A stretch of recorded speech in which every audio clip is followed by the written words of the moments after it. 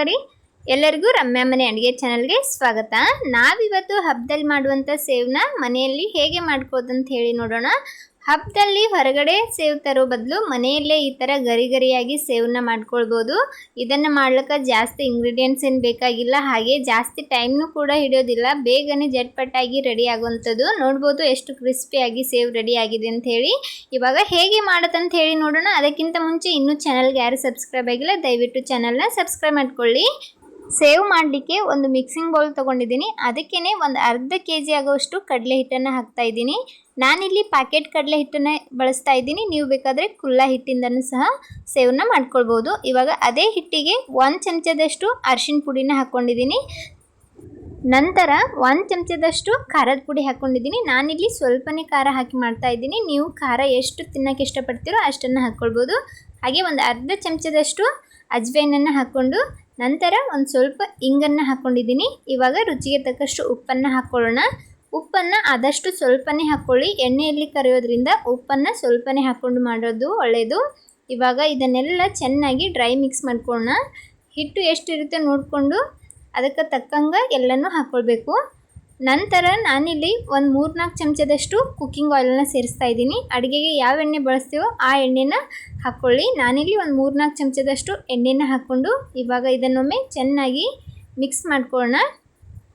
ಈ ಥರ ಇದನ್ನು ಒಮ್ಮೆ ಚೆನ್ನಾಗಿ ಡ್ರೈ ಮಿಕ್ಸ್ ಮಾಡ್ಕೊಳ್ಬೇಕಾಗ್ತದೆ. ಇದನ್ನೊಮ್ಮೆ ಚೆನ್ನಾಗಿ ಡ್ರೈ ಮಿಕ್ಸ್ ಮಾಡ್ಕೊಂಡ ನಂತರ ಇವಾಗ ಸ್ವಲ್ಪ ನೀರನ್ನು ಹಾಕ್ತಾ ಹಿಟ್ಟನ್ನು ಕಲಿಸ್ಕೊಳ್ಳೋಣ. ಕೈಯಿಂದನೂ ಸಹ ಇದನ್ನು ಕಲಿಸ್ಕೋಬೋದು. ನಾನಿಲ್ಲಿ ಚಮಚದಿಂದ ಒಂದು ಸ್ವಲ್ಪ ಕಲಿಸ್ತಾ ಇದ್ದೀನಿ. ನೀರನ್ನು ಒಮ್ಮೆಲೆ ಹಾಕ್ಲಕ್ಕೆ ಹೋಗಬೇಡಿ. ಸ್ವಲ್ಪ ನೀರನ್ನೇ ಹಾಕ್ತಾ ಕಲಿಸ್ಕೊಳ್ಳಿ. ಒಮ್ಮೆಲೆ ಹಾಕಿಬಿಟ್ರೆ ಆಮೇಲೆ ಪೂರ್ತಿ ತೆಳುವಾಗಾದ್ರೆ ಮತ್ತೆ ಕಷ್ಟ ಆಗ್ತದೆ. ಅದರ ಸಂಬಂಧ ಸ್ವಲ್ಪನೇ ನೀರು ಹಾಕ್ತಾ ಇದನ್ನು ಕಲಿಸ್ಕೊಳ್ಬೇಕಾಗುತ್ತೆ.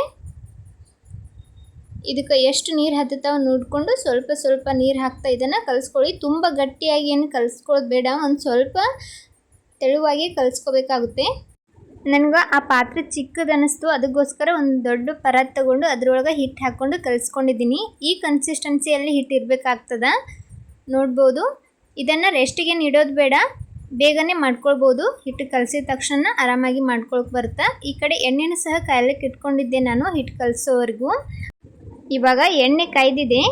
ನಾನಿಲ್ಲಿ ಒಂದು ಚಕ್ಲಿ ಮಾಡೋ ಮಣೆ ಇರ್ತಲ್ಲ ಅದನ್ನು ತೊಗೊಂಡಿದ್ದೀನಿ. ಅದಕ್ಕೆ ಈ ಥರ ನಾನು ಸ್ವಲ್ಪ ಮೊದಲಿಗೆ ಆಯಿಲನ್ನು ಹಚ್ಕೊಂಡು ಅದರೊಳಗೆ ಸೇವ್ ಮಾಡೋ ಪ್ಲೇಟನ್ನು ಹಾಕ್ಕೊಂಡು ಇವಾಗ ಹಿಟ್ಟನ್ನು ಒಂದು ಸ್ವಲ್ಪ ಕೈಗೆ ಎಣ್ಣೆನ ಒರೆಸ್ಬಿಟ್ಟು ಸ್ವಲ್ಪ ಹಿಟ್ಟನ್ನು ತೊಗೊಂಡು ಅದನ್ನು ಈ ಥರ ಸ್ವಲ್ಪ ದೊಡ್ಡ ಸೈಜಲ್ಲಿ ಉಳ್ಳೆಯಾಗಿ ಮಾಡ್ಕೊಳ್ಬೇಕು. ಇವಾಗ ಚಕ್ಲಿ ಮಣೆಗೆ ಅದನ್ನು ಹಾಕ್ಕೊಂಡು ಚಕ್ಲಿ ಮಣೆಯನ್ನು ಕ್ಲೋಸ್ ಮಾಡಿ ನಾವು ಸೇವನ್ನು ಡೈರೆಕ್ಟಾಗಿ ಎಣ್ಣೆ ಒಳಗೆ ಹಾಕ್ಕೊಳ್ಳೋದು. ಸೇವ್ ಹಾಕುವಾಗ ಎಣ್ಣೆ ಸ್ವಲ್ಪ ಚೆನ್ನಾಗಿ ಕಾಯಿಸ್ಕೋಬೇಕು. ಚೆನ್ನಾಗಿ ಕಾಯ್ದಿರುವಂಥ ಎಣ್ಣೆಗೆ ಈ ಥರ ನಿಧಾನವಾಗಿ ಸೇವನ್ನು ಡೈರೆಕ್ಟಾಗಿ ಎಣ್ಣೆ ಒಳಗೆ ಹಾಕ್ಕೊಳ್ಳಿ. ಸೇವನ್ನ ಹಾಕ್ಕೊಂಡು ಸ್ವಲ್ಪ ಇದು ಫ್ರೈ ಆಗಬೇಕು. ಸ್ವಲ್ಪ ಫ್ರೈ ಆದ ನಂತರ ಅದನ್ನು ಇನ್ನೊಂದು ಬದಿಗೆ ಎತ್ತಿ ಹಾಕ್ಕೊಳ್ಳೋಣ. ಒಂದು ಸೈಡು ಫ್ರೈ ಆದ ನಂತರ ಇನ್ನೊಂದು ಸೈಡ್ನು ಒಂದು ಸ್ವಲ್ಪ ಹೊತ್ತು ಗುಳ್ಳೆಗಳು ಕಡಿಮೆ ಆಗೋವರೆಗೂ ಫ್ರೈ ಮಾಡ್ಕೊಳ್ಳಿ. ನೋಡ್ಬೋದು ಈ ಥರ ಕಲರ್ ಬರೋವರೆಗೂ ಅದನ್ನು ಫ್ರೈ ಮಾಡಿಕೊಂಡು ಎಣ್ಣೆಯನ್ನು ಚೆನ್ನಾಗಿ ಜಾನ್ಸಿ ಎತ್ತಿಟ್ಕೊಳ್ಳೋದು. ನೋಡ್ಬೋದು ಸ್ವಲ್ಪ ಕ್ರಿಸ್ಪಿ ಆಗೋವರೆಗೂ ಎಣ್ಣೆ ಒಳಗೆ ಫ್ರೈ ಮಾಡ್ಕೋಬೇಕಾಗುತ್ತೆ. ನೋಡಿ ಇದು ಚೆನ್ನಾಗಿ ಕಲರ್ ಕೂಡ ಬಂದಿದೆ, ಕ್ರಿಸ್ಪಿ ಕೂಡ ಆಗಿದೆ. ಅದನ್ನು ತೆಗೆದುಬಿಟ್ಟು ಮತ್ತೆ ಉಳಿದಿರೋ ಹಿಟ್ಟಿಂದ ಸೇವನ್ನು ಹಾಕ್ಕೊಳ್ಳೋಣ. ಸೇವನ್ನು ಹಾಕುವಾಗ ಹುಷಾರಾಗಿ ಹಾಕ್ಕೊಳ್ಳಿ. ಚೆನ್ನಾಗಿ ಎಣ್ಣೆನೂ ಸಹ ಕಾಯ್ದಿರುತ್ತೆ. ಬಿಸಿಯಾದ ಎಣ್ಣೆಗೆ ಸೇವನ್ನು ಹಾಕುವಾಗ ಹುಷಾರಾಗಿ ಹಾಕ್ಕೊಳ್ಬೋದು. ಅದನ್ನು ರೌಂಡಾಗಿ ಹಾಕಬೇಕಂತೇನಿಲ್ಲ, ನಿಮ್ಗೆ ಯಾವ ಥರ ಆಗುತ್ತೆ ಆ ಥರ ಅದನ್ನು ಹಾಕ್ಕೊಳ್ಬೋದು. ಅದನ್ನು ಹಾಕ್ಕೊಂಡು ಒಂದು ಸ್ವಲ್ಪ ಹೊತ್ತು ಫ್ರೈ ಆಗೋವರೆಗೂ ಬಿಡಬೇಕು. ಸ್ವಲ್ಪ ಫ್ರೈ ಆದ ನಂತರ ಅದನ್ನು ಉಲ್ಟಾ ಮಾಡಿ ಹಾಕ್ಕೊಂಡು ಎರಡು ಸೈಡ್ ಚೆನ್ನಾಗಿ ಕಲರ್ ಬರೋವರೆಗೂ ಅದನ್ನು ಫ್ರೈ ಮಾಡ್ಕೊಳ್ಬೇಕಾಗುತ್ತೆ. ಅದು ಗೊತ್ತಾಗ್ಬಿಡುತ್ತೆ. ಎಣ್ಣೆ ಒಳಗೆ ಗುಳ್ಳೆ ಎಲ್ಲ ಕಡಿಮೆ ಆದ್ರೆ ಅದು ರೆಡಿ ಆಗಿದೆ ಅಂತ ಅರ್ಥ. ಸೇವನ್ನು ಫ್ರೈ ಮಾಡುವಾಗ ಸ್ವಲ್ಪ ಗ್ಯಾಸನ್ನು ಮೀಡಿಯಮ್ ಫ್ಲೇಮಲ್ಲಿ ಇಟ್ಕೊಂಡೇ ಫ್ರೈ ಮಾಡ್ಕೊಳ್ಳಿ. ಇದು ಫ್ರೈ ಆಗುವಾಗ ಗುಳ್ಳೆಗಳು ಕಡಿಮೆ ಆದರೆ ಅದು ಪರ್ಫೆಕ್ಟಾಗಿ ಫ್ರೈ ಆಗಿದೆ ಅಂತ ಹೇಳಿ. ನೋಡ್ಬೋದು ನಾನಿಲ್ಲಿ ಎಲ್ಲ ಹಿಟ್ಟಿಂದ ಸೇವನ್ನು ಮಾಡ್ಕೊಂಡಿದ್ದೀನಿ. ಅರ್ಧ kg ಹಿಟ್ಟಲ್ಲಿ ಇಷ್ಟು ಸೇವ್ ರೆಡಿ ಆಗಿದೆ.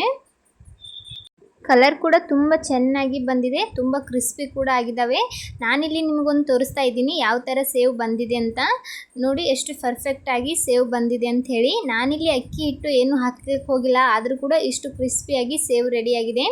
ಹಬ್ಬ ಹರಿದಿನಗಳಲ್ಲಿ ಈ ಥರ ನಾವು ಸೇವನ್ನು ಮನೆಯಲ್ಲೇ ಮಾಡಿ ಇಟ್ಕೊಂಡು ಒಂದು ಗಾಳಿ ಆಡದ ಡಬ್ಬಿ ಒಳಗೆ ಇಟ್ಕೊಂಡ್ರೆ ಆರಾಮಾಗಿ ಒಂದು 15 ದಿನವರೆಗೂ ಇದನ್ನು ಬಳಸ್ಬೋದು.